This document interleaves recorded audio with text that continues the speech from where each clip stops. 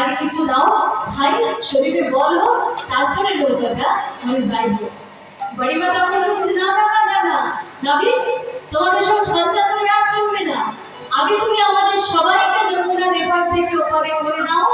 ওপারে করে দেওয়ার পরে তুমি যত পারবে তোমায় ঢোল খাওয়াবো, ঢোল খাওয়াবো, কত পারো তোমায় ঢোল খাওয়াবো, কত পারো তোমায় ঢোল খাওয়াবো, তারা করে টানি করে দিলে কত পারো তোমায় ঢোল খাওয়াবো, তারা করে মার করে দিলে কত পারো তোমায় ঢোল খাওয়াবো, আমি কথা বলে মার করে দিলে কত পারো তোমায় ঢোল খাওয়াবো, তারা করে মার করে দিলে কত পারো তোমায় ঢোল খাওয়াবো।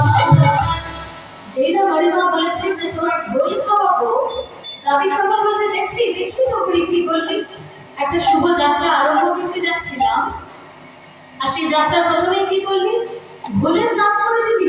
হ্যাঁ রে, তুই জানিস না যে ঢোলের নামে 7 দিন অযাত্রা থাকে। এবার রাধারানীকে নিয়ে যে আমি নৌকাটা বাইবো, মাঝ যমুনাতে গিয়ে যদি কিছু হয়ে যায়, যদি নৌকাটা ডুবুডুবু হয়ে যায়, তাহলে কিন্তু জানবি এটা তোর দোষ। কারণ একটা শুভ যাত্রা আরম্ভ করার প্রথমে তুই সেই যাত্রাটা অযাত্রা করে দিয়েছিস। এই বলে রাধারানীকে নৌকাতে চাপিয়ে ধীরে ধীরে সেই নৌকাটি যমুনাতে ভাসিয়ে দিল।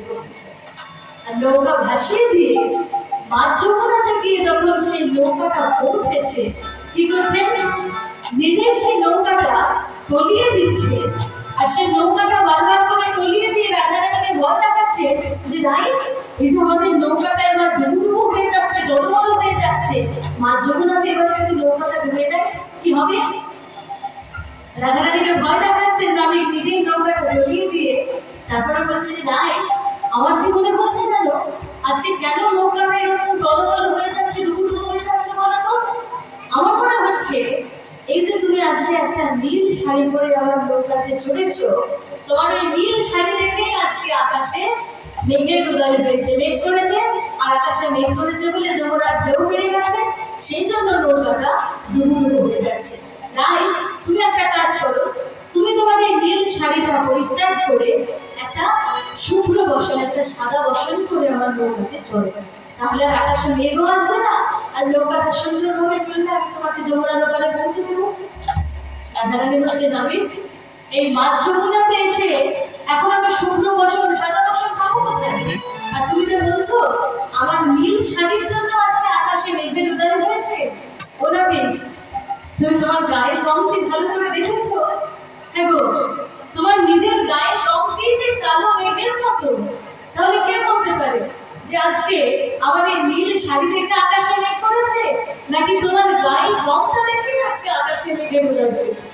তাহলে এক কাজ করবো, আমি তোমার এই কালো বর্ণটা গৌর বর্ণ করে দিই, তারপরে আমিও আমার নীল শাড়িটা ত্যাগ করে একটা সাদা শাড়ি পরবো, তাহলে আর আকাশে মেঘও আসবে না, আর নৌকাও আর টুকুটুকু হয়ে যাবে না, আমরা ওপারে পৌঁছে যাবো। গোবিন্দ তখন রাধারানীকে বলছে, নাই, এই কালো বর্ণ থেকে গৌর বর্ণ করবে কি করে?